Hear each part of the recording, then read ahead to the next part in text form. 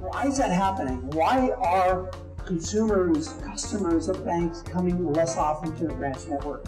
They no longer think with their heart, they think with their head. You wonder, why is that happening? Why is those relationships falling apart? But what we're seeing in the banking industry is we're seeing a large divide between the efficiency, technology-driven efficiencies, and the human engagement that people in the branch have with their bankers.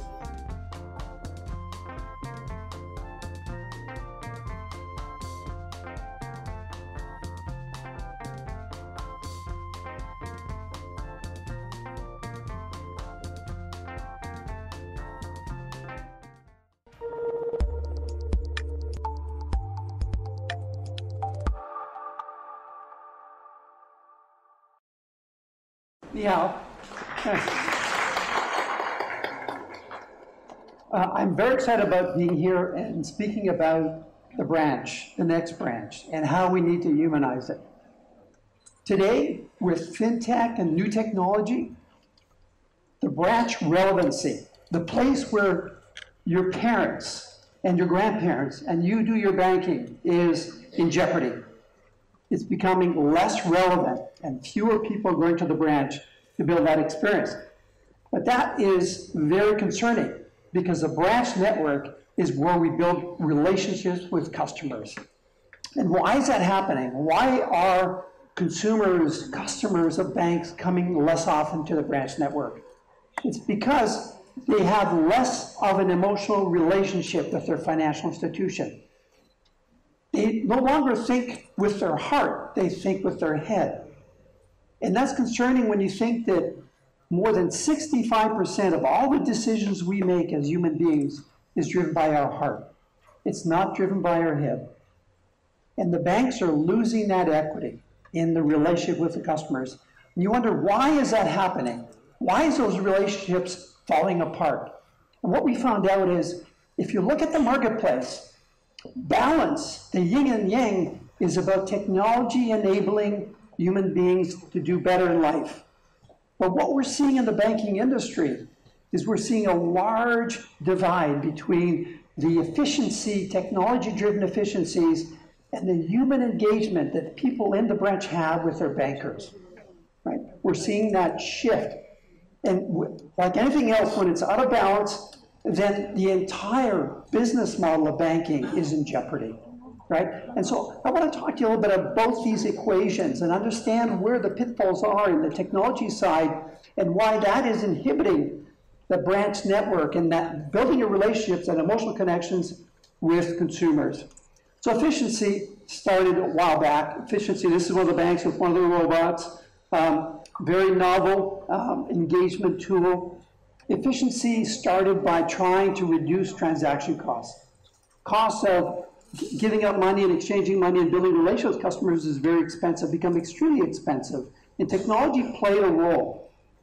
And the banking industry has been on the forefront of this technology change. You know, today you hear digital transformation. The banking industry has been digitally transforming itself for the last 50 years. The first ATM appeared in the US 50 years ago. And since then, things have changed. We have universal bankers, we have biometrics security, we have robots in the branches. We're seeing major changes happening in the banking industry. And these major changes have a huge impact on how people perceive the banking industry. You would argue that the future of banking, by many pundits, technology-savvy people, think that the future banker, or maybe your future boss, will be this.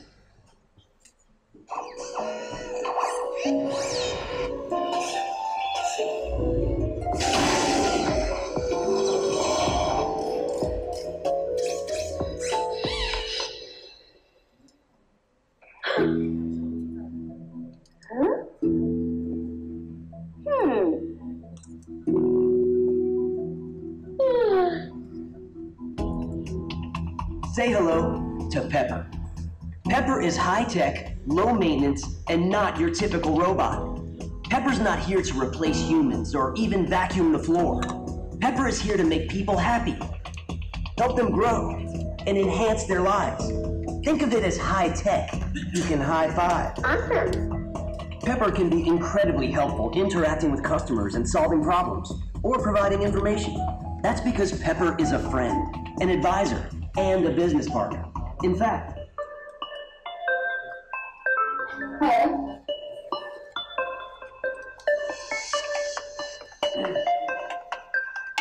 I'm one of your creators.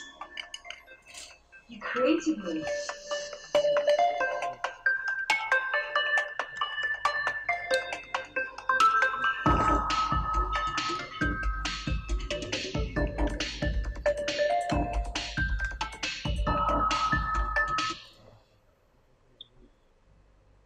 I don't think the future of having a robot as your boss or a banker is in the cards in the short term.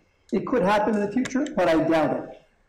And if you look at this momentum on technology, you just have to look at patents and look at the 2,600 patents were written in the last 5 years by the various banks in the US across all these different technologies. And these are the ones we're aware of. Imagine the other technologies that they're writing patents on that haven't been released yet. So banks have been really focused on the use of technology at reducing the bank costs, providing personalized service, curated targeting marketing, but it's also doing a change. It's actually shifting the way we think. Technology is actually changing the behavioral and neurons in our brains.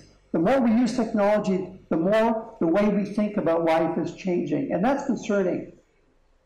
So let's look at the flip side of the equation, engagement, making banking human again. And banking human is all about the customer experience, CX, customer experience. We're moving from a UX experience to a CX experience. And banks have tried using technology in the branches, and customers have told them, we're not happy. We come to the branch to meet with people, not to interact with technology. Bad customer experience. And a most recent study we did in North America, we asked customers, are you happy with the financial advice your bank is giving you? And 64% of customers said no, even though they come to the bank often to do their transactions, just like in China. They're unhappy with the financial advice. So banks are focusing on transactions and losing that special financial advice that they used to own. And this is concerning. And why is that happening? Because if we ask customers, what is the relationship you have with your bank today? They tell you it's access to money. And look at that number, 3%. That is very concerning. That is saying that only 3% of customers go to their bank for financial advice. And why is that? If you look at the relationship, right, 40% of the business that customers are going to invest more in their banking relationship. We asked the question, if you're going to invest more, what would you do? And it's all about providing financial advice. So there's a disconnect. Transaction, financial advice are coming apart. And to succeed, banks and branches need to bring those two relationships together again. And what's happening through this exercise is we're actually creating different types of customers. We're creating customers who are loyal to the bank at the top, who visit the branch and ask for advice, and we're creating customers at the bottom who only do online banking. And the customers on the bottom are the least loyal customers. They're the ones that have 5 to 6 different bank accounts, whereas the customers at the top have 1 to 2 bank accounts. So risk adverse. So I'm going to give you 4 strategies on how I think we can humanize the banking experience, shift that balance back into equilibrium, from technology to humanization of the bank experience. So the first one is we need to move from functional to emotional. If 65% of our buying decisions are done emotionally, banks need to talk to the customer's heart.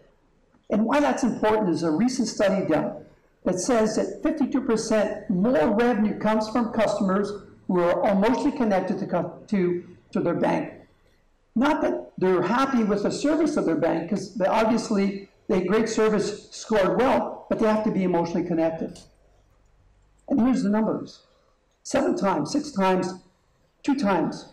If you're more emotionally connected to your bank, you're apt to provide them with more business. And actually, specifically, you're apt to less switch bank accounts. You're apt to buy more services from them. You're apt to stay longer with them.